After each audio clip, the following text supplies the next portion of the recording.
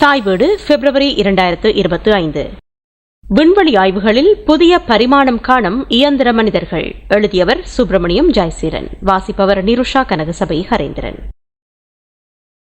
பிரபஞ்சம் தொடர்பான மனிதரின் தேடல் வேட்கை நாளுக்கு நாள் காட்டுத்தீயை போன்று கட்டுக்கடங்கா வேகத்தில் பரவி வியாபித்து விஸ்வரூபம் எடுத்துள்ளது என்பதில் ஐயமில்லை. அந்த வகையில் பிரபஞ்சத்தின் கோடான கோடி ரகசியங்களை தேடி கண்டுபிடித்து உலகுக்கு உறக்கச் சொல்லும் விஞ்ஞான தொழில்நுட்ப ஆய்வுகளுக்கு செயற்கை நுண்ணறிவுடன் கூடிய மனித வடிவிலான ரோபோக்களின் வகைப்பாகமானது இன்றியமையா அங்கமாக மாற்றமடைந்துள்ளது. மனித விண்வெளி வீரர்கள் நிலவில் கால் பதித்த காலம் கடந்து சூரியனுக்கு அருகே சென்று ஆய்வு செய்து திரும்பும் இயந்திர மனிதர்களின் காலம் உதயமாகியுள்ளது. விண்வெளியில் ஆய்வுகளுக்கு மனிதர்களை அனுப்பி வைக்கும் காலம் மறுவத் தொடங்கி இயந்திரங்கள் அந்த இடத்தை நிரப்பும் புது யுகம் பற்றிய ஊடாடலாக இந்த பத்தி அமைந்துள்ளது. கடந்த நத்தார் பண்டிகை காலப்பகுதியில் ஒரு தானியங்கி விண்கலம் ஒன்று சூரியனை நெருங்கி ஆய்வு நடவடிக்கைகளை வெற்றிகரமாக முன்னெடுத்திருந்தது. இதற்கு முன்னர் மனிதரால் உருவாக்கப்பட்ட எந்த சாதனங்களையும் விட நெருக்கமாக வளிமண்டலத்தின் வழியாக சென்று நாசாவின் பார்க்கர் சோலார் புரோப் சூரியனை பற்றி மேலும் கண்டறியும் நடவடிக்கைகளை மேற்கொண்டிருந்தது.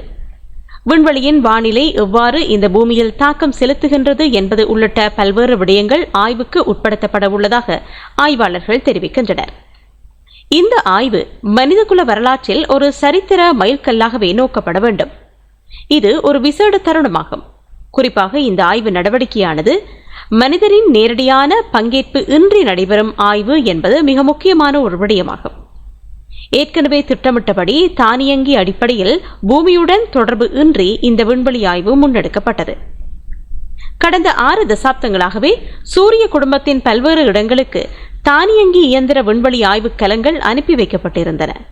குறிப்பாக மனிதரால் நெருங்க முடியாத இடங்களுக்கு இந்த விண்கலங்கள் அனுப்பி வைக்கப்பட்டன. பார்க்கர் விண்கலம் சூரியனுக்கு அருகாமையில் ஆய்வில் ஈடுபட்ட போது அது சுமார் 1000 பாகை செல்சியஸ் அளவிலான வெப்பநிலையை எதிர்கொள்ள நேரிட்டது. அதி உயர் செயற்கை நுண்ணறிவு தொழில்நுட்ப மேம்படுத்தல்களை கொண்ட இந்த தானியங்கி விண்கலங்களின் எழுச்சியானது எதிர்கால விண்வெளி ஆய்வுகளில் மனிதர்களின் வகைப்பாகம் குறித்த பல்வேறு கேள்விகளை எழுப்புகின்றது என்பது மறுக்கப்பட முடியாததாகும். எதிர்வரும் காலங்களில் விண்வெளி குறித்த ஆய்வு நடவடிக்கைகளுக்கு மனித விண்வெளி வீரர்கள் தேவைப்படுவார்களா என்று சில விஞ்ஞானிகள் கேள்வி எழுப்புகின்றனர். ரோபோக்கள் வேகமாக வளர்ந்து வருகின்றன. மேலும் மனிதர்களை அனுப்புவதற்கான தேவைப்பாடு தொடர்ச்சியாக குறைவடைந்து செல்கின்றது என்று குறிப்பிடும் பிரபல வானியலாளர் மார்டின் ரீஸ் பிரபு, மக்களின் வரிப்பணத்தை பயன்படுத்தி மனிதர்களை விண்வெளிக்கு அனுப்பி வைக்க வேண்டும் என தாம் கருதவில்லை எனவும் விண்வெளி ஆய்வுகளுக்கு செல்லும் விண்வெளி ஆய்வாளர்களுக்கு ஏற்படும் அபாயங்கள் குறித்தும் சுட்டிக்காட்டுகின்றார். மேலும் மனிதர்கள் விண்வெளிக்கு செல்வதானது சாகச பயணங்களாக இருக்க வேண்டும் எனவும் பணம் படைத்தவர்களுக்கு அது ஒரு சாகச அனுபவமாக அமையக்கூடும் எனவும் அதற்காக அவர்கள் சொந்த பணத்தை செலவிட்டு இந்த விண்வெளி பயணங்களின் சாகச அனுபவங்களை பெற்றுக்கொள்ள முடியும் என்றும் அவர் கருதுகின்றார். மிகவும் பாரதூரமான விண்வெளி ஆய்வு நடவடிக்கைகளுக்கு ரோபோ தொழில்நுட்பத்தை அதிகம் விரும்புவதாக லண்டன் பல்கலைக்கழக கல்லூரியின் இயல்பியலாளர் ஆண்ட்ரூ கோட்ஸ் ஒப்புக்கொள்கின்றார் என்று குறிப்பிடும் அவர், ரோபோக்கள் அதிக தூரம் சென்று மேலும் பல ஆய்வுகளை மேற்கொள்வதாகவும் அவை மனிதர்களை விண்வெளிக்கு அனுப்பி வைப்பதை விடவும் செலவு குறைந்தவை எனவும் செயற்கை நுண்ணறிவு தொழில்நுட்பத்தினால் முன்னொரு போதும் இல்லாத அளவுக்கு ரோபோக்கள் மதிநுட்பத்துடன் செயற்பட்டு வருவதாகவும் இவை நாளுக்கு நாள் மேம்படுத்தப்பட்டு வருவதாகவும் கருத்துரைக்கின்றார். எது எவ்வாறு இருப்பினும் வளர்ந்து வரும் இளம் விண்வெளி வீரர்களுக்கு இந்த ரோபோக்கள் எவ்வாறு சவால் மிக்கதாக மாறக்கூடும் என்று கேள்வி எழுகிறது. மனிதர்களால் செய்யக்கூடிய சில விடயங்களை ரோபோக்களினால் செய்ய முடியாது. ரோபோக்கள் எவ்வளவு அதிநவீன மேம்படுத்தல்களை கொண்டமைந்தாலும் சில கர்மங்களை செய்ய முடியாது என்பது ஆய்வாளர்களின் கருத்தாகும். மனிதகுலம் எதிர் ரோபோக்கள். ரோபோட்டிக் விண்கலம் ஞாயிற்று தொகுதியில் காணப்படும் ஒவ்வொரு கிரகத்தையும் பல சிறு கோள்கள் மற்றும் வால் மீன்களையும் பார்வையிட்டுள்ளது. ஆனால் பூமியின் சுற்றுப்பாதை மற்றும் சந்திரன் ஆகிய 2 இடங்களுக்கு மட்டுமே மனித விண்வெளி வீரர்கள் சென்றுள்ளனர். 1961 அப்போதைய சோவியத் யூனியனைச் சேர்ந்த விமானியும் விண்வெளி வீரருமான யூரி ககாரின் பூமிக்கு வெளியே விண்வெளி பயணம் மேற்கொண்ட முதல் விண்வெளி வீரராக வரலாற்றில் இடம் பிடித்துள்ளார். அன்று முதல் இதுவரையில் சுமார் 700 பேர் மொத்தமாக விண்வெளி பயணங்களை மேற்கொண்டுள்ளனர். அவற்றில் பெரும்பாலானவர்கள் சுற்றுப்பாதையில் அல்லது துணை சுற்றுப்பாதைகளில் பயணம் செய்துள்ளனர். விண்வெளிக்கு மனிதர்கள் பயணம் செய்வதற்கான பிரதான ஏதுக்களில் ஒன்றாக பெருமிதம் காணப்படுகிறது. தங்கள் அரசியல் அமைப்பு சிறந்தது, தங்கள் மக்கள் புத்திசாலிகள் என்பதை வெளிக்காட்டுவதற்கு விண்வெளிக்கு மனிதர்களை அனுப்பி வைப்பது ஒரு சிறந்த வழியாக அங்கீகரிக்கப்பட்டுள்ளது என்று டெக்சாஸின் ரைஸ் பல்கலைக்கழகத்தின் உயிரியலாளரும் செவ்வாய் கிரகத்தில் நகரம் என்ற நூலின் இணை ஆசிரியருமான டாக்டர் கெலி வீனஸ்மித் தெரிவிக்கின்றார். விண்வெளிக்கு மனிதர்களை அனுப்பி வைத்த நாடு என்ற கௌரவத்தையும் மனிதர்களுக்கான உள்ளார்ந்த ஆசையையும் அடிப்படையாக கொண்டு விண்வெளி ஆய்வுகளில் மனிதர்களின் பங்களிப்பு காணப்படுகிறது. மறுபுறத்தில் சர்வதேச விண்வெளி நிலையத்திலும் அதிநவீன விஞ்ஞான ஆய்வுகளுக்காகவும் மனிதர்கள் பூமியின் சுற்றுப்பாதையில் ஆய்வு நடத்தி வருகின்றனர். மனிதர்கள் வசிக்க முடியாத அல்லது மனிதர்களால் செல்ல முடியாத இடங்களுக்கு பயணிக்கும் திறனுடன் வளிமண்டலங்கள் மற்றும் மேற்பரப்புகளை ஆய்வு செய்யவும் ரோபோக்களை பயன்படுத்திக் கொள்ள முடியும். மனிதர்கள் பல்துறை திறன் கொண்டவர்கள் என்பதுடன் சில சந்தர்ப்பங்களில் ரோபோக்களை விடவும் விரைவாக சில விடயங்களை செய்யக்கூடிய வல்லமையும் மனிதர்களுக்கு உண்டு. ஆனால் விண்வெளியில் உயிர் வாழ்வது மிகவும் சவால் மிக்கது என்பதுடன் அதிக செலவினை ஏற்படுத்தக்கூடியது என்று கலாநிதி வீனஸ்மித் கூறுகின்றார். 2024ஆம் ஆண்டு புக்கர் பரிசு பெற்ற தனது நாவலான ஆர்பிட்டரில் எழுத்தாளர் சமந்தா ஹாவி இதை பாடல் வரிகளாக வெளிப்படுத்தியுள்ளார். ஒரு ரோபோவுக்கு நீரேற்றம், ஊட்டச்சத்துக்கள், வெளியேற்றம், தூக்கம் தேவையில்லை. அது எதையும் விரும்பி கேட்காது என்பதே அப்பாடல் வரியாகும். ஆனால் ரோபோக்களிடம் குறைபாடுகள் உண்டு என்பதை மறுத்துவிட முடியாது. பல ரோபோக்கள் மெதுவான ஒழுங்கமைக்கப்பட்ட கட்டளைகளை மட்டும் செயற்படுத்தக்கூடியவை. உதாரணமாக செவ்வாய் கிரகத்தில் ரோவர்கள் மணிக்கு 0.1 மைல் வேகத்திலேயே நகரக்கூடியவை. சதுரங்கத்தில் செயற்கை நுண்ணறிவை கொண்டு ஆரம்ப நிலை மனித பயிலுனர்களை இயந்திரங்களினால் வெல்ல முடியும். ஆனால் சுற்றுச்சூழலை ஆராய்வதில் ரோபோக்களினால் மனிதர்களுக்கு ஈடுகொடுக்க முடியுமா என்று உறுதிபட கூற முடியாது. இருந்தாலும் செயற்கை நுண்ணறிவு படிமுறை தீர்வுகளை கொண்டு ரோபோக்களை மிகவும் திறமையாக செயற்படுத்த முடியும் என்ற நம்பிக்கை வெளியிட்டுள்ளார் லண்டன் பல்கலைக்கழகத்தில் கோள்கள் தொடர்பான ஆய்வில் ஈடுபடும் விஞ்ஞானி கலாநிதி இயன் கிராஃபோர்ட். செயற்கை நுண்ணறிவு உதவிகள் மற்றும் மனித உருவ ரோபோக்கள். விண்வெளி பயணங்களின் போது விண்வெளி வீரர்களை சில பணிகளில் இருந்து விடுவிப்பதன் மூலம் விண்வெளி பயணங்களையும் ஆய்வுகளையும் மேலும் காத்திரமானதாக நிறைவு செய்வதில் தொழில்நுட்பம் ஒரு முக்கிய பங்கினை வகிக்க முடியும். கலிபோர்னியாவில் உள்ள நாசாவின் ஜெட் ப்ரொபல்ஷன் ஆய்வு கூடத்தில் முன்னர் பணியாற்றிய அமெரிக்க கணனி மற்றும் கோள் விஞ்ஞானி டாக்டர் கிரி வாக்ஸ்டாப் இந்த விடயத்தை பின்வருமாறு விளக்குகின்றார். கடினமான பணிகளை தானியமயமாக்குவதற்கு செயற்கை நுண்ணறிவு தொழில்நுட்பத்தை பயன்படுத்த முடியும். ஒரு கிரகத்தின் மேற்பரப்பில் மனிதர்கள் சோர்வடைகிறார்கள் மற்றும் கவனத்தை இழக்கிறார்கள். ஆனால் இயந்திரங்கள் அவ்வாறு செயற்படுவதில்லை. மனித மொழியை புரிந்து கொண்டு உருவாக்கக்கூடிய பெரிய மொழி மாதிரிகள் போன்ற அமைப்புகளை இயக்குவதற்கு அதிக அளவு சக்தி தேவைப்படும் என்பதே இந்த தொழில்நுட்பத்தின் மிகப்பெரிய சவாலாக காணப்படுகிறது. இந்த பெரிய மொழி மாதிரிகள் மனித மொழியை புரிந்து கொள்ளக்கூடிய பரந்த அளவிலான உரை தரவுகளை செயற்படுத்தக்கூடிய ஆற்றல் கொண்டவை. செவ்வாய் கிரக ரோவரில் பெரிய மொழி மாதிரிகளை இயக்கக்கூடிய அளவுக்கு இன்னமும் தொழில்நுட்பம் வளர்ச்சி பெறவில்லை என்று குறிப்பிடும் டாக்டர் வாக்ஸ்டாப், ரோவர்களில் காணப்படும் செயலிகள் நாம் பயன்படுத்தும் திறன் பேசிகளுடன் ஒப்பீடு செய்யும் போது 10ல் 1 பங்கு வேகம் என்ற குறைந்த வேகத்தில் இயங்குகின்றன.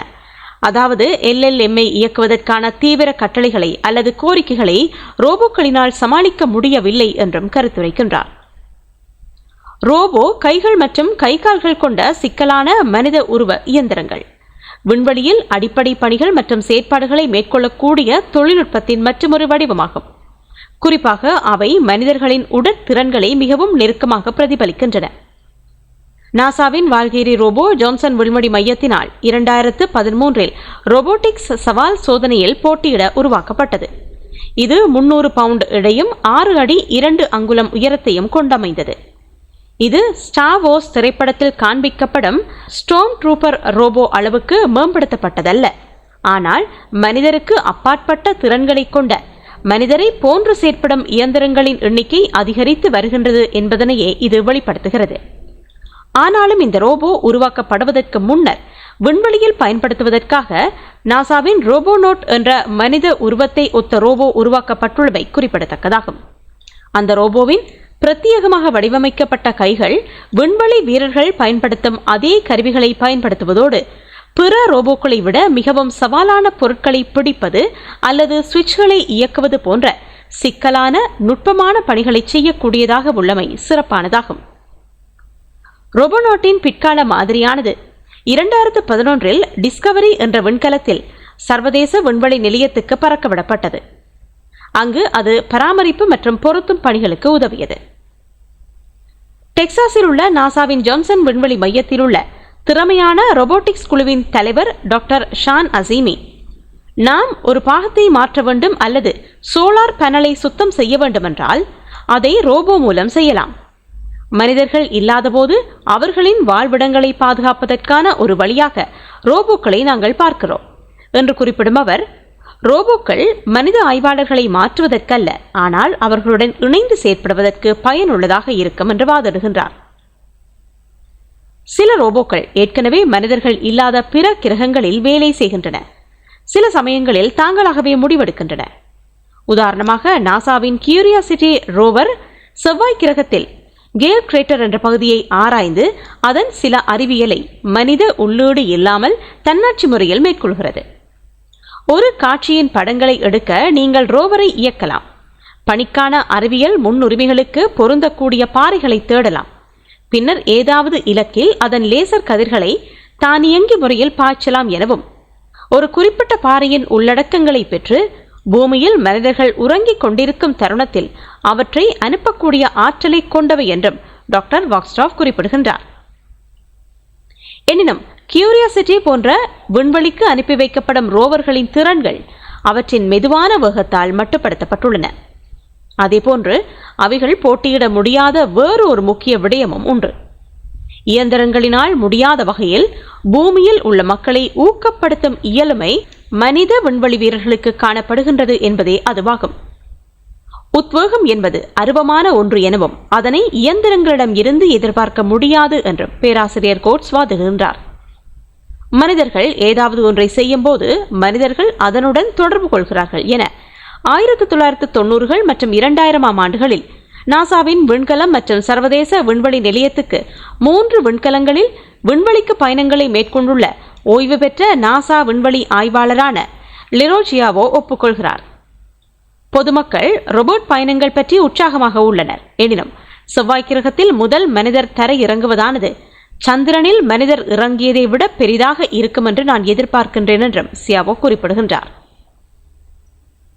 செவ்வாய் கிரகத்தில் வாழ்க்கை 1972ஆம் ஆண்டு டிசம்பர் மாதம் அப்பலோ விண்கலத்தினூடாக சந்திரனில் தரையிறங்கி ஆய்வாளர்கள் பார்வையிட்டதன் பின்னர் மனிதர்கள் பூமியின் சுற்றுப்பாதையை விட அதிக தூரம் பயணிக்கவில்லை. நாசா தனது ஆர்டெமிஸ் திட்டத்துடன் இந்த தசாப்தத்தில் மனிதர்களை சந்திரனுக்கு திருப்பி அனுப்பும் என்று எதிர்பார்க்கப்படுகிறது. 2026ஆம் ஆண்டில் 4 விண்வெளி வீரர்கள் சந்திரனை சுற்றி பறக்கும் விண்வெளி பயணத்தில் இணைந்து கொள்வார்கள். இதேவேளை 2027ஆம் ஆண்டு நாசா விண்வெளி வீரர்கள் சந்திரனின் மேற்பரப்பில் தரை இறங்குவதற்கு திட்டமிட்டுள்ளனர். இதற்கிடையில் சீன விண்வெளி நிறுவனமும் சந்திரனுக்கு விண்வெளி வீரர்களை அனுப்ப விரும்புகிறது. மேலும் அமெரிக்க நிறுவனமான ஸ்பேஸ் எக்ஸின் தலைமை நிர்வாக அதிகாரியான எலோன் மஸ்க் விண்வெளி தொடர்பான தனது சொந்த திட்டங்களை கொண்டுள்ளார். செவ்வாய் கிரகத்தில் மனிதர்கள் தரை இறங்கக்கூடிய குடியேற்றத்தை உருவாக்குவதே தனது நீண்டகால திட்டம் என்றும் அவர் கூறியுள்ளார். 20 ஆண்டுகளில் செவ்வாய் கிரகத்தில் 1 மில்லியன் மக்கள் இருக்க வேண்டும் என்ற நோக்கத்துடன் ஒரே நேரத்தில் 100 பேரை அங்கு ஏற்றிச் செல்ல தனது நிறுவனம் உருவாக்கி வரும் ஒரு பெரிய புதிய விண்கலத்தை பயன்படுத்துவதே தனது திட்டம் என்று மஸ்க் குறிப்பிடுகின்றார். பூமியில் ஏதேனும் பேரழிவு ஏற்பட்டால் அது மனித குலத்துக்கு ஒரு காப்பு பிரதியாக இருக்கும் என்பதால் நாம் செவ்வாய் கிரகத்துக்கு செல்ல வேண்டும் என்று மஸ்க் வாதிடுகின்றார். இந்த வாதத்தை ஏற்றுக்கொண்டால் மனிதர்களை விண்வெளிக்கு அனுப்புவது இன்றியமையாதது என்று டாக்டர் வீனஸ் ஸ்மித் விளக்குகின்றார். இருப்பினும் செவ்வாய் கிரகத்தில் வாழ்வது தொடர்பில் எண்ணற்ற கேள்விகளுக்கு இன்னமும் பதில் கிடைக்கவில்லை. இதில் எண்ணற்ற தொழில்நுட்ப சவால்கள் இன்னமும் தீர்க்கப்படாமல் இருப்பதாகவும் அதற்கான தீர்வு தங்களிடம் இல்லை என்று தாங்கள் மெதுவாக பயணிக்க வேண்டும் என்று தாம் கருதுவதாகவும் அவர் தமது கருத்தை முன்வைக்கின்றார். விண்வெளியில் இயந்திரங்களின் பங்களிப்பு அல்லது ஆளில்லா விண்வெளி ஆய்வுகள் தொடர்பில் ரீஸ் பிரபு தனக்கென ஒரு நிலைப்பாட்டை வெளிப்படுத்துகிறார். எனினும் மனித மற்றும் ரோபோ ஆய்வுகள் ஒன்றிணைந்து தீவிர சூழல்களை சமாளிக்க மனிதர்களே ஒரு பகுதி இயந்திரமாக இருக்கிறார்கள். மரபணு மாற்றம், சைபோர்க் ஆண்கள் மற்றும் பலவற்றின் அனைத்து நுட்பங்களையும் அவர்கள் பயன்படுத்துவார்கள் என்று தம்மால் கற்பனை செய்ய முடிவதாக தெரிவிக்கின்றார். செவ்வாய் கிரகத்தில் புதிய உயிரினங்கள் மகிழ்ச்சியாக வாழக்கூடிய சாத்தியங்கள் உருவாகலாம். அந்த நாள் வரும் வரையில் மனிதர்கள் தங்களது சிறிய வழித்தடங்கள் மூலம் விண்வெளியை ஆய்வு செய்யும் நகர்வுகளை தொடர்ந்து முன்னெடுப்பார்கள் என்றும் அவர் நம்பிக்கை தெரிவிக்கின்றார். பிரபஞ்சத்தின் வேறு இடங்களிலும் மனிதர்களின் தேடல் தீவிரப்படுத்தப்பட்டுள்ள நிலையில் வேறு புதியதோர் வாழ்விடத்தை விரைவில் மனிதர் கண்டுபிடித்து மகிழும் காலம் தொலைவில் இல்லை. இந்த ஆய்வு முயற்சிகளில் மனிதருக்கு நேரடியாக சவால் விடுக்கும் மனித வடிவிலான ரோபோக்களின் வகைபாகம் ஆழமானதும் அர்த்தபூர்வமானதும் என்பது நிதர்சனம்.